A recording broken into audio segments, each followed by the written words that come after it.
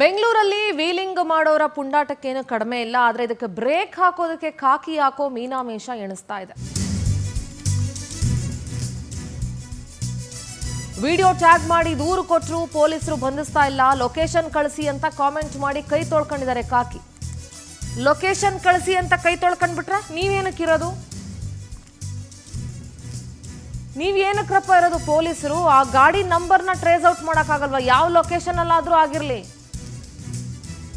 Wheeling ಪುಂಡರ video ಮಾಡಿ share ಮಾಡಿ tag ಮಾಡಿದ್ರು ಕೂಡ IT ಸಿಟಿಯಲ್ಲಿ ಅದ್ರ ಬಗ್ಗೆ ನೆಕ್ಸ್ಟ್ ಟೈಮ್ ಲೊಕೇಶನ್ ಸಮೇತ ಪೋಸ್ಟ್ ಮಾಡು ಅಂತ ಕೇಳ್ತೀನಿ. ಬೆಂಗಳೂರು ನಗರ ಪೊಲೀಸರಿಗೆ ಟಾಂಗ್ ಕೊಟ್ಟಿದ್ದಾರೆ ಕಿರಣ್ ಆರಾಧ್ಯ. ವೀಲಿಂಗ್ ಪುಂಡರ ವಿಡಿಯೋ ಪೊಲೀಸರಿಗೆ ಟ್ಯಾಗ್ ಮಾಡಿದ್ರು ಕಿರಣ್ ಅನ್ನೋರು. ತಕ್ಷಣವೇ ಅಲರ್ಟ್ ಆಗಿ ಇನ್ಸ್ಟಾ ID ಮೂಲಕ ಪೊಲೀಸರು ಅವರನ್ನ ಬಂಧಿಸಿಲ್ಲ. ಲೊಕೇಶನ್ ಶೇರ್ ಮಾಡಿ ಅಂತ ಕಮೆಂಟ್ ಹಾಕ್ತಾರಂತೆ IT ಸಿಟಿ ಪೊಲೀಸರು.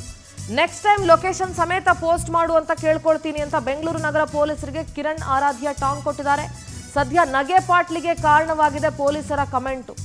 ಒಂದು ಲೊಕೇಶನ್ ನಿಮಗೆ ಟ್ರೇಸ್ ಔಟ್ ಮಾಡೋಕ್ಕಾಗಲ್ಲ ಅಂದಮೇಲೆ ನಿಮ್ಮ ಹತ್ರ ಅಷ್ಟು ಟೆಕ್ನಾಲಜಿ ಇಟ್ಕೊಂಡು ಏನು ಪ್ರಯೋಜನ? ಪೊಲೀಸರ ಹತ್ರ ಗಾಡಿ ನಂಬರ್ನ ಟ್ರೇಸ್ ಔಟ್ ಮಾಡೋಕ್ಕಾಗಲ್ವಾ? ಇನ್ಸ್ಟಾಗ್ರಾಮ್ ID ಮುಖಾಂತರ ಅವ್ರನ್ನ ನೀವು ಟ್ರೇಸ್ ಔಟ್ ಮಾಡೋಕ್ಕಾಗಲ್ವಾ?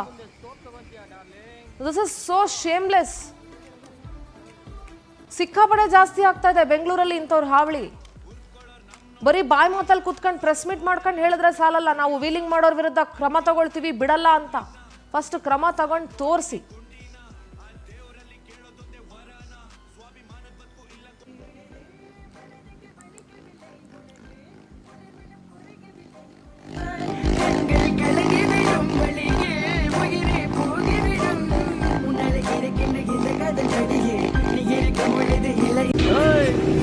ಏನು ಈಟ್ ಆಗ್ತಾ ಇದೆಯಾ? ಹೊಡಿತೀಯಾ? ಹೊಡಿಯೋ.